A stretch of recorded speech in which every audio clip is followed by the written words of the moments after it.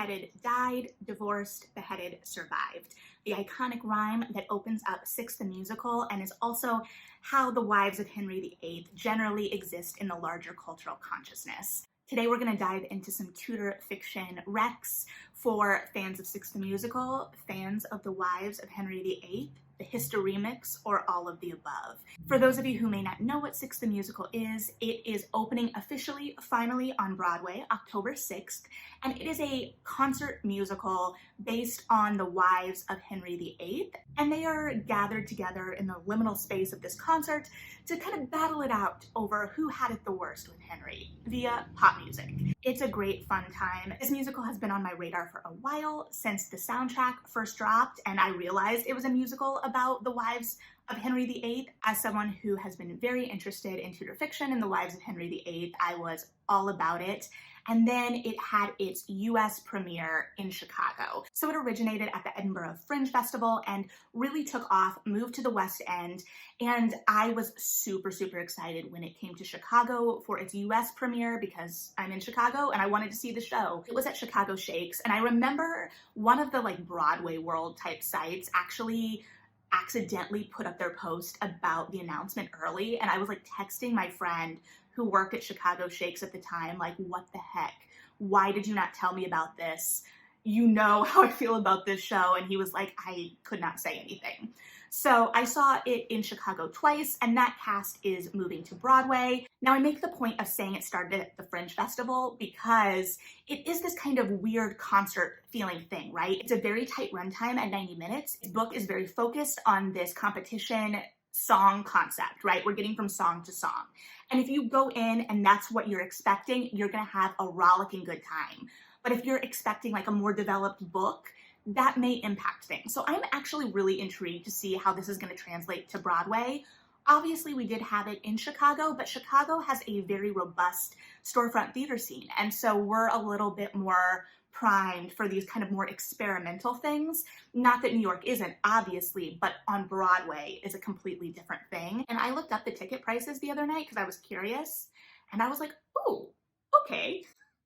I don't know if I can swing that. This show is a huge phenomenon, and the internet has played a huge role in that. It has a really robust, engaged, enthusiastic online community around this show. And I have to say, having gone to this show in Chicago, I saw people stage dooring this show in a way that I really haven't seen in Chicago. And a sizable portion of both the audience and the people stage dooring were really excited young women. And I would be lying to you if I told you that didn't make me all kinds of emotional when I saw that. So I have been really excited for this. It is gonna officially open on Broadway Sunday, finally. So I thought, let's celebrate with some reading recs. Whether you're able to see the show or not, we can all kind of live in that world together for a bit. So the first recommendation I have for you is the young adult short story collection, Fatal Throne, which actually takes a look at all the wives of Henry VIII, and we even get a little peek at Henry, which we don't get in the show. And it introduces all of these women very similar to ex-wives, right? We're getting that kind of first introduction to everyone before they each get their own song and we get a deeper peek into their story. And I think that this collection is a great introduction if you don't have much existing knowledge of the wives of Henry VIII. And if you do, I think it's really engaging for looking at what slices of these women's lives the author chose to highlight in their story. So I really enjoy this collection. And just like Ex-Wives in the musical, it gives you the kind of overview entry into this world and all of these women. And then we start moving into the queens themselves. And right off the bat, I do have to warn you that I do not have a book for every queen. If you are looking for that, I believe Alison Weir does have a book for every wife of Henry VIII. She is a renowned Tudor historian. I personally, I think, respond to her nonfiction better than her fiction, but her fiction is very popular and well received as well. And Philippa Gregory is also a very popular author, obviously. I do not think that she has a book for every wife of Henry VIII. But what she does have is a great book on Catherine of Aragon called The Constant Princess. This was my personal first introduction to Catherine. I'd obviously, before I picked up this book, read The Other Boleyn Girl. I was already interested in this era because my favorite royal diaries when I was growing up was Elizabeth I, and that book gave us a lot of peeks into the wives of Henry VIII as well. It had the famous story of Anne holding up a baby Elizabeth. We were following a teenage Elizabeth, so Catherine Parr was obviously prominent in what was going on, and Elizabeth was very worried about her. And most notably, it talked about the ghost of Katherine Howard, because there is a legend that the ghost of Katherine Howard haunts Hampton. Anyway, so that got me into things. But I didn't really have a sense of Catherine. The Constant Princess gave me a sense of Catherine. At the time I was a teenager, reading this large print edition of this Philippa Gregory book from the library, I didn't even know about Arthur. So it was a great look at Catherine's life, and it really goes through her whole life, the long periods of waiting. We get a sense of the waiting in the musical, I think, at the end of her life, especially with that overlap with Anne. But I remember being surprised by like the waiting in her early life after Arthur had died, and she was just in this kind of limbo. I would say Catherine has one of my favorite songs in the musical with No Way, but I feel like all of them can be my favorite at any given moment, except I'm not gonna lie, and I know this is probably a very unpopular opinion, I'm not a huge fan of Heart of Stone because I don't inherently gravitate toward ballads, but Abby Mueller singing Heart of Stone, I cried, not gonna lie. Anyway, The Constant Princess gave me a whole new look at Catherine, and I really enjoyed it. And I think that a lot of the spirit in No Way is evident in The Constant Princess. It obviously is the Philippa Gregory prose, so it's not going to be as modernized as Six, because Six kind of takes a modern vernacular for these women, which is super fun, and I'll have recommendations for that as well. But if you're looking for more depth into Catherine's story, definitely recommend that book. And then we get into Anne. There are so many books that can be recommended about Anne Boleyn, and the musical does address the kind of enigma of Anne, and it takes a very specific kind of look at her. It really focuses in on the more society-driven aspects of Anne, the life of the party, the member of court who has come from France and her father says, "Get ahead," though it never addresses Mary in the musical, her sister, you know, the other Boleyn girl. But there are so many sides to Anne that it definitely feels like the musical kind of had to pick a lane. There's a play, Anne Boleyn, by Howard Breton, that explores another side of Anne as well. This play takes a look more at the political side of Anne because she's very smart, right? And this play really focuses more on the Reformation aspects of that relationship. We obviously get references to that in the song, but this play kind of makes Anne a more active participant in the Reformation, and she is much more an active Protestant, and because of the time, that makes her much more of a political player than Six represents her as. But like I said, there are so many sides to Anne, there are so many stories told about Anne, and there's no real clear picture of her. So that play kind of complicates the portrayal of Anne that we get in Six. If you want something that kind of explores it a little bit more, but still complicates her in a way, there is a young adult author, Katherine Longshore, that has in particular two Tudor books that I really think fit the spirit of Six. We have Tarnish, which focuses on Anne Boleyn, and we have Gilt, which focuses on Katherine Howard. I remember reading Gilt when it came out, I want to say like the early 2010s. These books kind of swept us out of the real height of Tudor fiction era, which maybe this musical will get us back into, who knows. But I remember that being the first real look at Katherine Howard that complicated her for me in a really meaningful way. And I don't remember how well it deals with that. I think Katherine Howard's song is one of the best in Six because it really illuminates her character and it gets to all the subtleties of her position while still being tongue-in-cheek. Katherine Howard, for all that we know, was guilty of adultery, but she was also very, very young, and Henry was not, and she had a history of being taken advantage of by men. She was still a Howard, and so there were a lot of political machinations there, and in a lot of ways, her looks were her greatest currency. So in many ways, what Six has done with Katherine Howard may be what I find most compelling about the show. By the end of her song in a theater space, there is a real unease in the audience. I think at one of the performances I went to, there was like an awkward giggle or laugh at this really quiet moment in the song where the emotion really hits, because it moves pretty seamlessly from that tongue-in-cheek to that, oh no, there's actually something really sinister about this.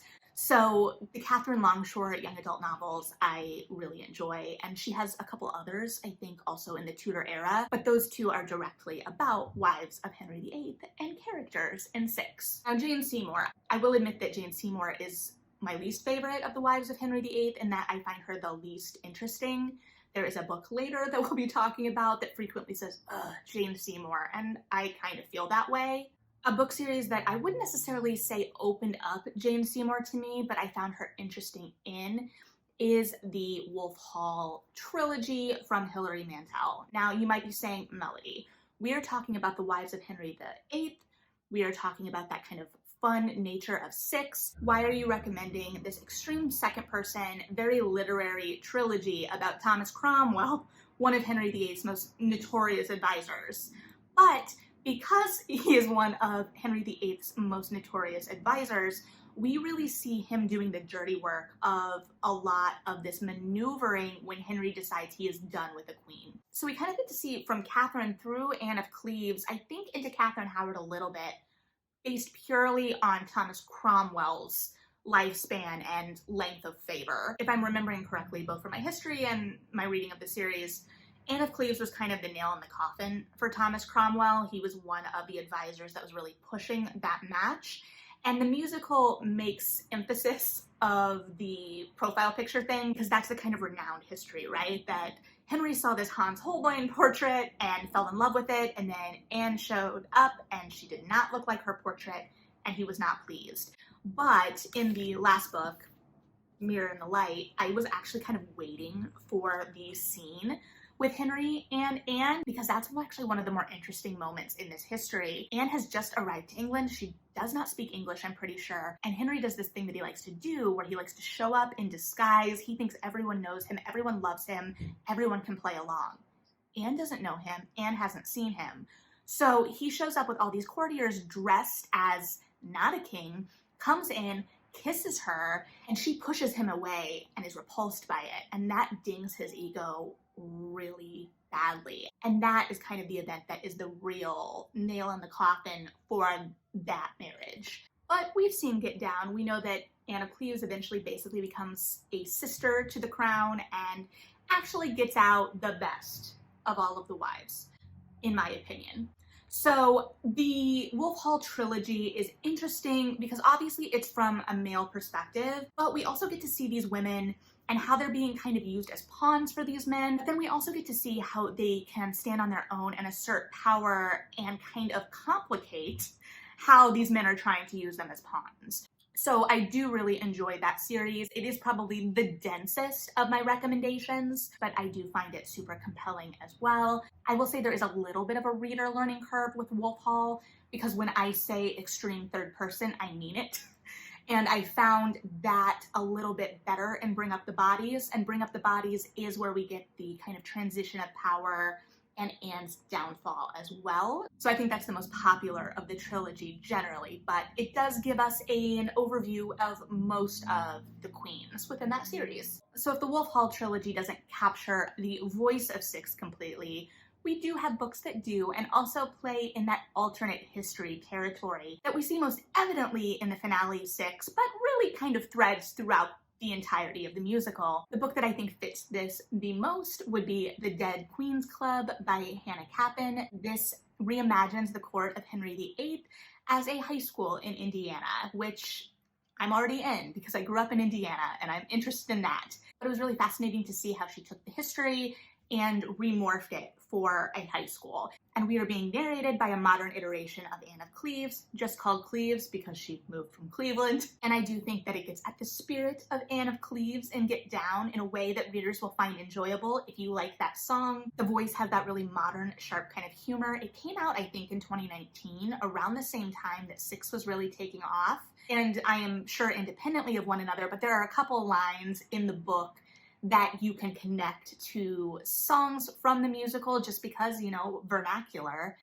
And it's a lot of fun. There were some moments in it where I was like, I don't know how I feel about that being modernized in that way, particularly in the fact that Anne Boleyn and Katherine Howard still die. And what is going on with that? How do you make that work? So I think it tries to move into a little bit more of a campy realm to help deal with that. It very much has John Tucker Must Die vibes, especially toward the end.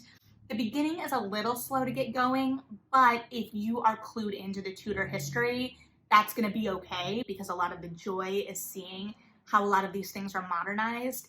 In a similar way, in Six the Musical, I found a lot of joy in seeing what little tidbits they were dropping in the songs, what references we were getting, how we were playing with the history. So this book very much fits the tone of the musical and leans into that history mix. So now moving a little bit more outside of the direct connection to the wives of Henry VIII, but still staying in that Tudor realm, if you're looking for a little bit more of that alternative history thing, the Boleyn King trilogy by Laura Anderson is perfect for fans of Philippa Gregory who maybe want a different ending for what actually happened with Anne and Henry. So this series imagines if Anne had given Henry a son and what that would have meant. So Anne is still alive in this book, and it takes that history and twists it, but it also still gets us into some iconic moments within that next generation of Tudor history as well. So this is fun in the same way as the Dead Queens Club in seeing how the author plays with that history, but also has a little bit more of the Philippa Gregory type voice. It's not as irreverent and modernized,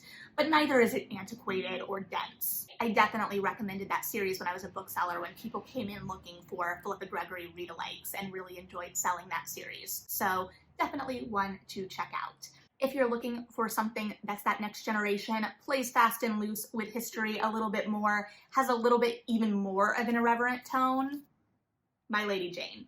So this focuses on Jane Grey. It's that next generation of Edward and Elizabeth and all of the Dudleys. But like, what if they could transform into horses?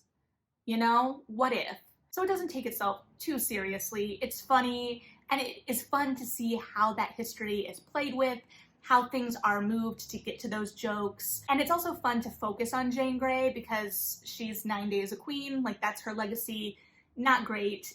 It's fun to get to a different ending for her. And that's kind of the spirit of Six too, right? How can we reimagine these women's lives? How can their agency be put back in their stories? And it's fun to see some jokes when the subject matter generally, traditionally, wouldn't be super funny. But in this case, it is super fun and funny. So definitely something I think that gets at the same tone and spirit of Six the Musical. And last but not least, because I think this series is underrated, and I was sad because I think that there were more books in this series planned than what we got, and that is the Maid of Secrets series by Jennifer McGowan. This is perfect for you if you are interested in that kind of girl gang, girl group, and that aspect of Six. This is taking place in Elizabeth I's reign, so we're later, but it imagines a whole spy network for Elizabeth I with young women, and I think it's just a lot of fun. There's romance, there's intrigue, there's theater, there's probably references to Mary Queen of Scots, I don't remember,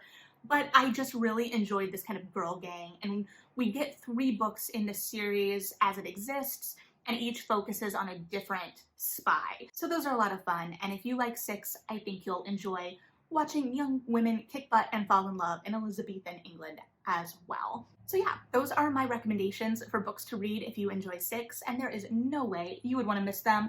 I'm so sorry, I'm not cool, I know this, we'll just pretend that didn't happen. I'm excited to see the reception to the musical as it opens on Broadway. If you need something to keep you in the world, these books should help out with that. If you have other recommendations, I would love to hear them. If you have a favorite queen in Six, leave that below as well. At this point, I think I might honestly be Team Anne of Cleves. Let me know if that tracks with you or if you have different opinions. Honestly, it can change from day to day because these songs are a lot of fun. I am a sucker for girl pop, so this is right up my alley in every single way. So let me know what you're thinking. Thanks for getting down. I'm gonna stop now, I promise. I'm gonna stop, I'm gonna go. Like and subscribe if you feel like it, read something good, and yeah, bye.